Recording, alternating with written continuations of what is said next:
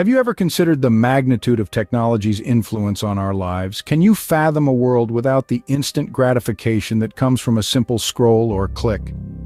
Today we delve into a subject that is both fascinating and critical: the dopamine reward function in our brains and how technology, particularly social media, impacts it.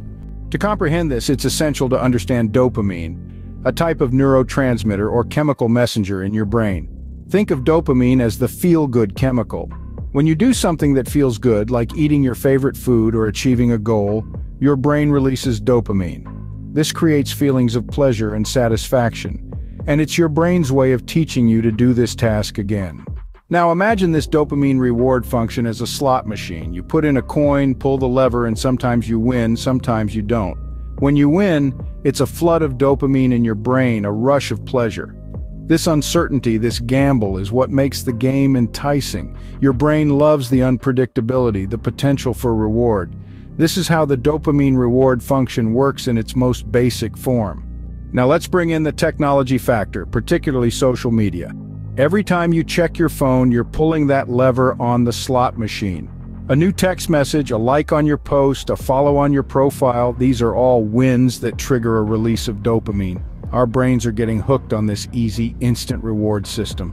But there's a downside. This constant triggering of dopamine from social media is messing with our brain's reward systems. It's like overusing a muscle. Eventually, it starts to wear out. The more we overload our brains with this instant gratification, the less satisfied we become with the rewards from real-world experiences. This could potentially lead to a decrease in motivation, productivity, and overall happiness. So we've journeyed through the fascinating world of dopamine and its reward function in our brains. We've seen how the instant gratification from social media is overstimulating this system, potentially leading to adverse effects. Civilizations have thrived for thousands of years without the technology we have today. They relied on real-world experiences for their dopamine hits, not a device that fits in the palm of their hand. It begs the question, is technology a boon or a curse for life on this planet?